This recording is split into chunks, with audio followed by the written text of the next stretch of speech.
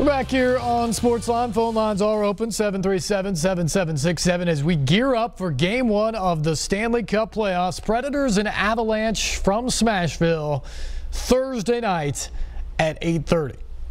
Preds went 4-0-0 against the Avs this year, swept them last year in the regular season as well. 9 straight wins over Colorado over the last couple of years. But this will get more difficult. Nathan MacKinnon is one of the best young stars in the league.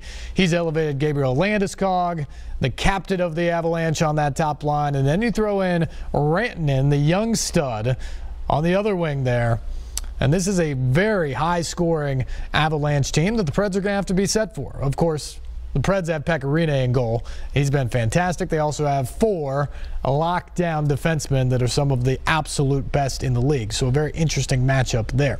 Final week of the regular season last week was interesting, to say the least, for the Preds. I mean, think about it. Over the last 8 days of the regular season, they played the worst game of the season, without question, at home against the Sabres in a 7-4 loss.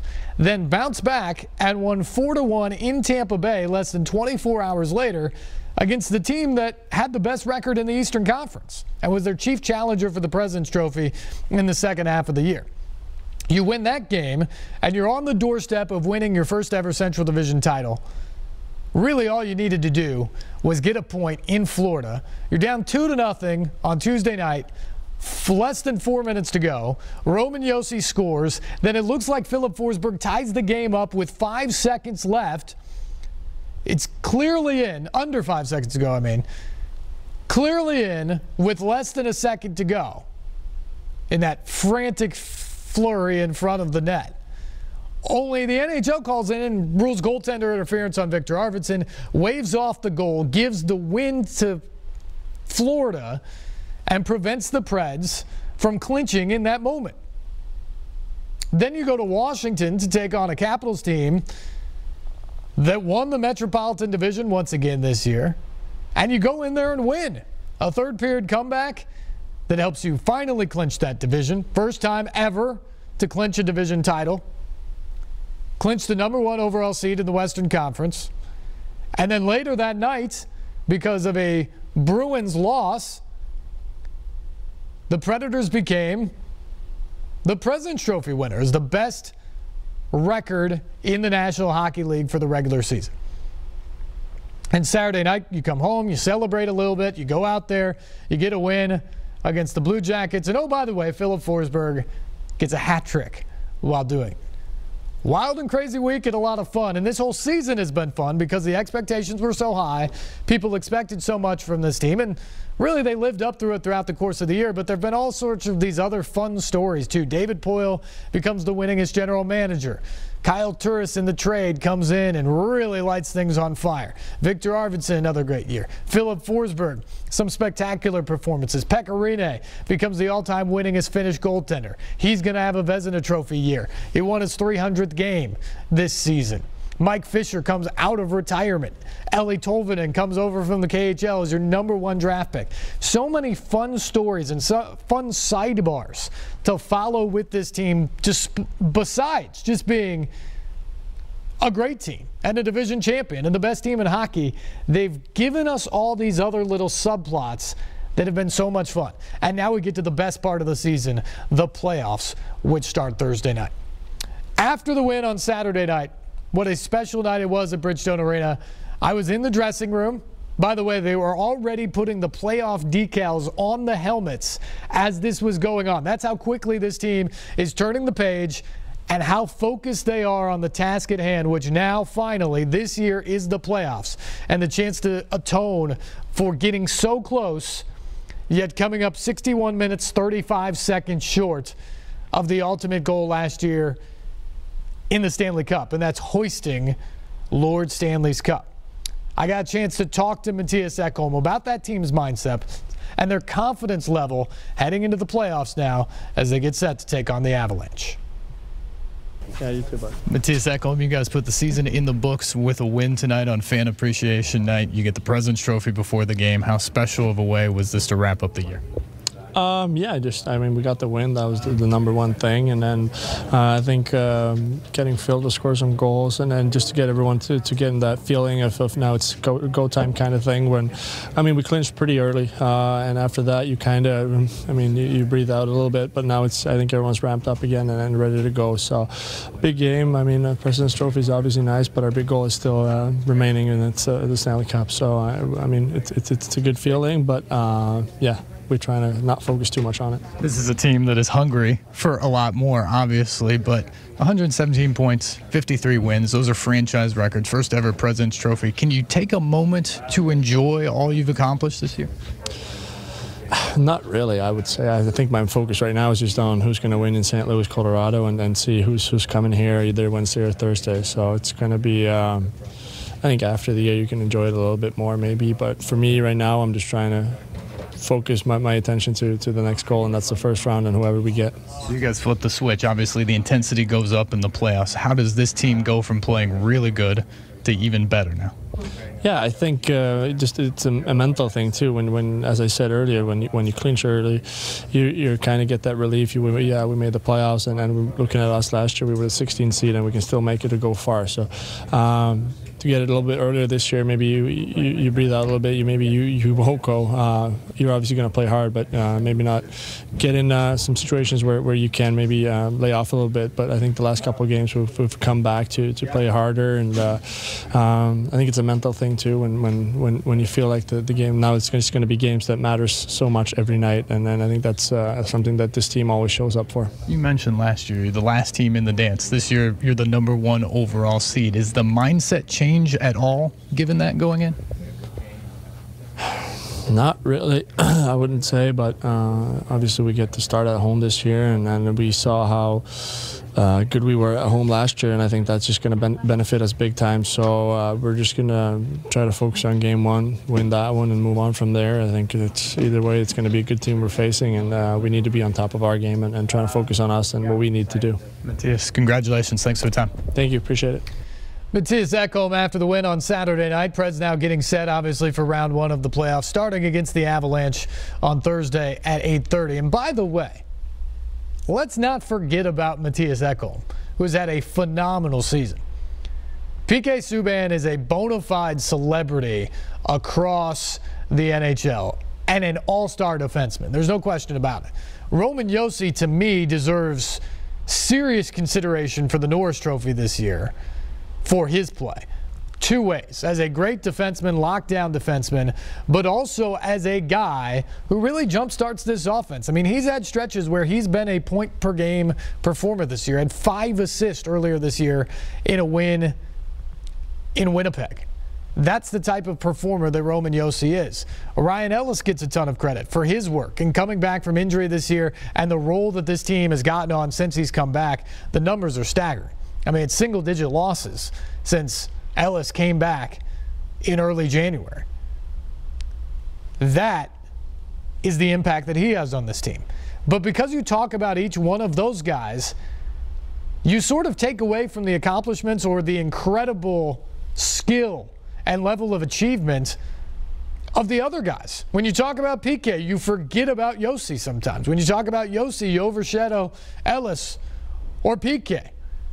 Well, the guy who always gets overshadowed is Matthias Ekholm, who has just become a lockdown defender in this league, a really underrated puck mover from the offensive zone and passer and all those sort of things. He's been phenomenal. People just don't talk about him, but he's absolutely great, and a big reason why the Preds are in the position they are. Pete Weber is also phenomenal. He is the radio voice, play-by-play man of the Nashville Predators on the Predators radio network and flagship station 102.5 The Game. He came into the studio last night to chat with us, John Burton and myself, on the Electric Power Company's Sunday Sports Central to help us preview this first-round series between the Predators and Avalanche. One man I know is ready for playoff hockey is Predators play-by-play man Pete Weber. Pete, condolences on your Irish in the Frozen Four, but now we move on to the best time of year for hockey fans, the playoffs. Without any question. And thank you for the condolences. I greatly appreciate those. A little bit of last night was difficult for me, especially when the Wi-Fi didn't keep my app running fully during the college game.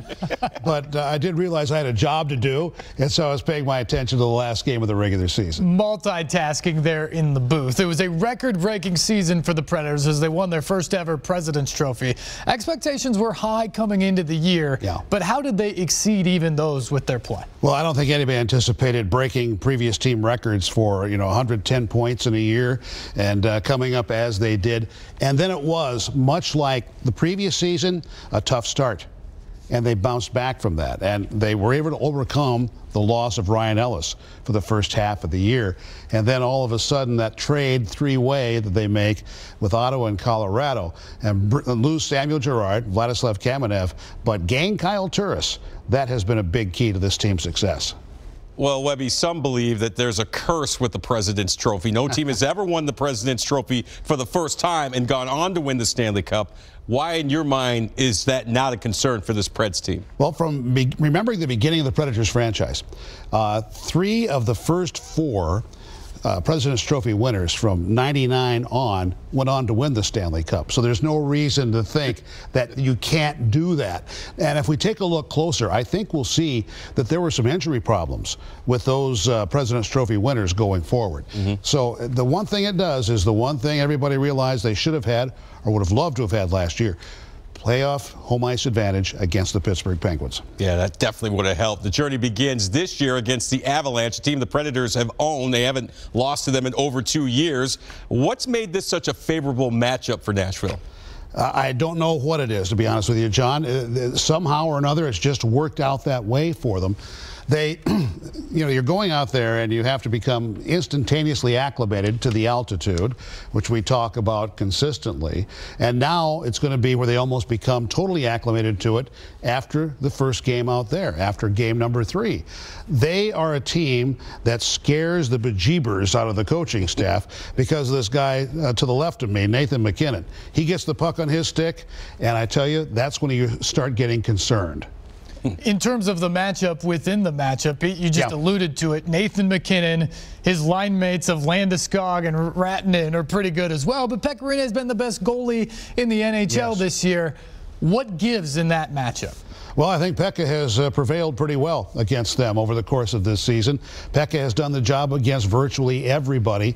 This has been his best season. As a matter of fact, there was a team gathering earlier today downtown, and I think Pekka had to go rent a U-Haul to take all of the trophies and recognitions home that he had. It was rather impressive to watch, to tell you the truth. I hope Philip Forsberg got some too, because offensively the balance has been impressive this year, but with the hat trick last night, Philip Forsberg finishes the season with 30 points over his last 30 games. That is elite level stuff. Is it ever? And that empty netter last night probably tied for length of empty netter from the one he had in the clinching game for the Western Conference Final last year against the Anaheim Ducks. So I know he has that distance down now. And obviously around the front of the net, there is nobody, I don't think, and this includes Victor Arvidsson, who probably inspires as much fear in the opposition as does Philip Forsberg. Not to look ahead, but if the Predators get by the Avalanche, I think a lot of people are looking forward to a likely second-round matchup with the Winnipeg Jets, a team that finished just 3 points behind the Preds this season. Handicap the biggest challengers in the Western Conference. All right, well, Winnipeg obviously is going to be one, as you point out. They've had just a fantastic year after a year where they were greatly disappointed, but last year they were afflicted, I mean big time, with injuries, particularly to their defense corps. So I like what they have up front. Patrick Laine is an unknown. This will be his first time to really shine in the playoffs, and I think that he will. And it's going to be interesting because if you recall what happened with St. Louis around trade deadline time, they decided that they could get rid of Paul Stastny. And some Blues players were quoted as saying, "What are we doing here?" So they still got into that game last night for a chance to make it to the playoff. But I think Stastny gives them a lot as well. So it's going to be 2 good, deep teams going at each other. And there's no better, I think, symbol of how they go than that game where Ryan Hartman played his first game as a Predator, and they went back and forth, and Hartman got the game winner 6-5 with 1 minute to go. Lightning and Bruins duked it out for Eastern Conference supremacy. You also have the Capitals, and of course, the two-time defending Stanley Cup champions, those Pittsburgh Penguins. Who do you like out of the East? You know, out of the East, I get the feeling that the Pittsburgh Penguins know what they have to do. Now, there's a chance that the last 2 years, nobody has played more playoff hockey than they have the last 3 or 4. But they don't have the safety net in goal anymore. Marc-Andre Fleury, who was necessary in the early rounds last year, is now with Vegas. And so now they're going to have to depend upon Matt Murray, and I don't know if he's been that steady the last few weeks. Well, last season, the Predators were the last team to make it into the playoffs. This year, they're the #1 seed in the entire tournament. How will their mindset change now that they're the hunted instead of the hunter? Yeah, that does change quite a bit, and I think they can identify now immensely with the Colorado Avalanche, who just make it on the last night of the regular season schedule, though there's one more game here tonight. But I think that helps them respect that situation. It all gets started Thursday night, Game 1 against Colorado. Pete, give me your biggest key to advancing past the Avalanche. Advancing past the Avalanche is maybe not shutting down. I'm not going to quote Dan Patrick here, but maybe not shutting down, McKinnon, but I think containing him if they can. They do that, keep him within the bounds of, how we say, as Jim Carr would say, good taste. You can go on from there. Smashville, get ready to go ape. Go the ape. great Pete Weber is ready to go.